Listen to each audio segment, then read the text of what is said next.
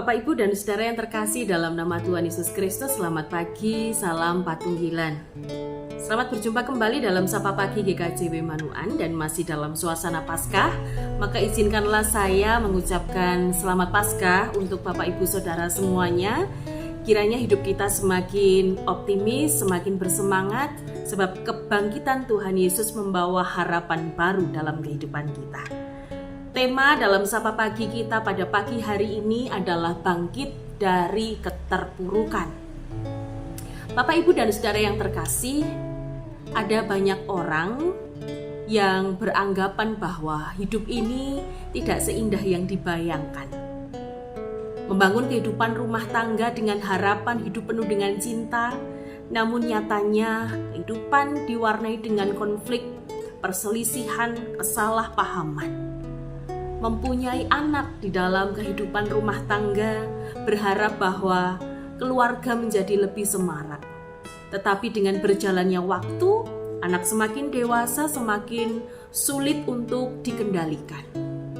Beban pekerjaan yang juga semakin menumpuk, target yang tinggi, harus bisa closing.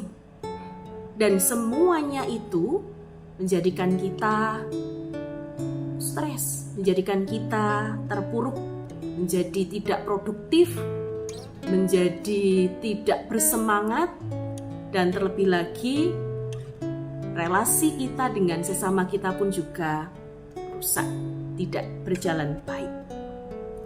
Maka apa kemudian yang bisa kita lakukan dalam situasi seperti ini? Saya mengajak kita semua untuk bersama-sama membaca Lukas 24 ayat 10 sampai 12. Lukas 24 ayat 10 sampai 12 yang demikian. Perempuan-perempuan itu ialah Maria dari Magdala dan Yohana dan Maria ibu Yakobus, dan perempuan-perempuan lain juga yang bersama-sama dengan mereka memberitahukannya kepada rasul-rasul. Tetapi bagi mereka perkataan-perkataan itu seakan-akan omong kosong, dan mereka tidak percaya kepada perempuan-perempuan itu. Sungguh pun demikian, Petrus bangun, lalu cepat-cepat pergi ke kubur itu. Ketika ia menjenguk ke dalam, ia melihat hanya kain kafan saja. Lalu ia pergi dan ia bertanya dalam hatinya, apa yang kiranya telah terjadi. Bapak, Ibu, dan saudara yang terkasih di dalam Tuhan Yesus Kristus, mari kita belajar dari para murid. Setelah peristiwa kebangkitan Tuhan Yesus, perlahan-lahan pemikiran mereka semakin terbuka. Paling tidak dalam bacaan kita tadi terwakili oleh Petrus. Memang beberapa murid bertanya atau lebih tepatnya menyampaikan bahwa apa yang diperkatakan oleh para murid perempuan bahwa Yesus bangkit, kubur kosong, adalah omong kosong saja. Tetapi Petrus melihatnya dengan lebih positif. Ia membuka peluang yang lain dan bertanya di dalam hatinya, apa yang sesungguhnya sedang terjadi?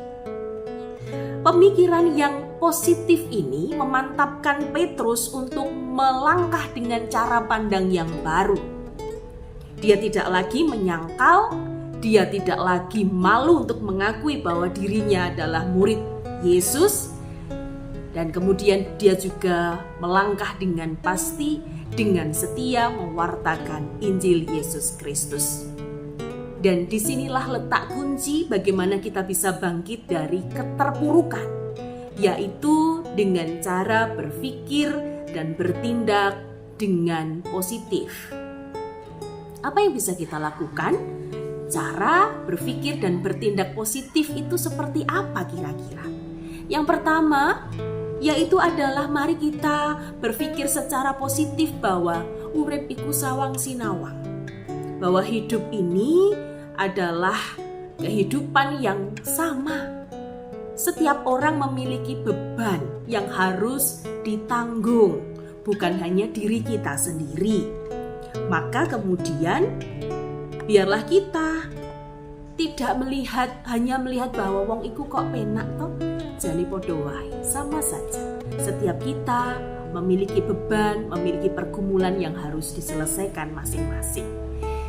Yang kedua, cara berpikir dan bertindak dengan positif adalah yakinkanlah diri saudara. Yakinkanlah diri panjenengan bahwa saya bisa melewati ini dengan baik. Saya bisa mengatasi ini dengan baik. Kita belajar untuk optimis. Sekaligus juga tentu menata langkah-langkah ke depan yang lebih baik. Strateginya apa? Yang pertama, tinggalkan hal-hal yang selama ini memicu persoalan-persoalan panjenengan. Tinggalkan semuanya. Jangan mau jatuh pada lubang yang sama. Kita harus yakinkan diri kita harus mantap melangkah meninggalkan setiap hal yang kita tahu sebenarnya. Ini adalah titik atau ini adalah awal mula persoalannya. Ini adalah sesuatu yang membuat persoalan menjadi lebih rumit, lebih runyam. Maka mari kita tinggalkan. Yang kedua, ubah apa yang perlu kita ubah. Ubah apa yang perlu kita ubah. Cari apa yang perlu kita perbaiki. Mungkin yang perlu kita perbaiki adalah relasi kita dengan Tuhan yang tidak baik-baik saja. Sehingga kita jauh dari tindakan kasih, kelemah lembutan seperti yang Tuhan harapkan. Cara bicara mungkin yang juga perlu kita ubah. Kita lebih bijak untuk berkata-kata, nada bicaranya juga tidak tinggi. Kita perlu belajar untuk berbicara dengan baik siapapun orang yang kita ajak bicara. Yang ketiga, mungkin yang perlu diubah adalah kebiasaan-kebiasaan kita. Ada kebiasaan suka menyalahkan, maka mari kita berubah. Lebih suka untuk introspeksi diri. Mungkin yang perlu kita ubah adalah hidup boros, konsumerisme. Maka mari kita belajar untuk lebih hemat, mencukupkan apa yang ada dari berkat Tuhan yang diberikan kepada kita. Mungkin kita adalah orang yang suka menunda-nunda pekerjaan. Maka mari lebih bijaksana untuk mengatur waktu. Bapak, Ibu, dan Saudara yang terkasih, setiap kita bisa bangkit dari keterpurukan. Yakinilah, percayalah. Bersama dengan terang bimbingan Roh Kudus, yakini, percaya bahwa ada situasi yang lebih baik yang akan kita jumpai, yang akan kita dapati di kemudian hari. Mari berubah, mari berpikir, bertindak dengan lebih positif, tahu apa yang perlu diubah, tahu apa yang perlu ditinggalkan dalam terang bimbingan Roh Kudus, maka kita akan dimampukan hidup dengan lebih baik lagi. Tuhan memberkati kita semua. Amin. Mari kita berdoa. Allah Bapa Surgawi, Allah yang penuh kasih dalam Tuhan Yesus Kristus, mengucap syukur untuk firman, untuk perenungan pada pagi hari ini. Biarlah seperti yang dilakukan oleh Petrus, salah satu murid-Mu, yang melihat bahwa kebangkitan Yesus yang bagi murid lain merupakan omong kosong. Tetapi bagi Petrus, dia mampu untuk melihat peristiwa ini dengan lebih positif, membuka peluang-peluang yang lain. Demikian juga kiranya dengan kami. Kiranya kami pun juga mampu seperti Petrus, mampu untuk mengubah cara pandang kami, cara berpikir kami dengan lebih baik lagi.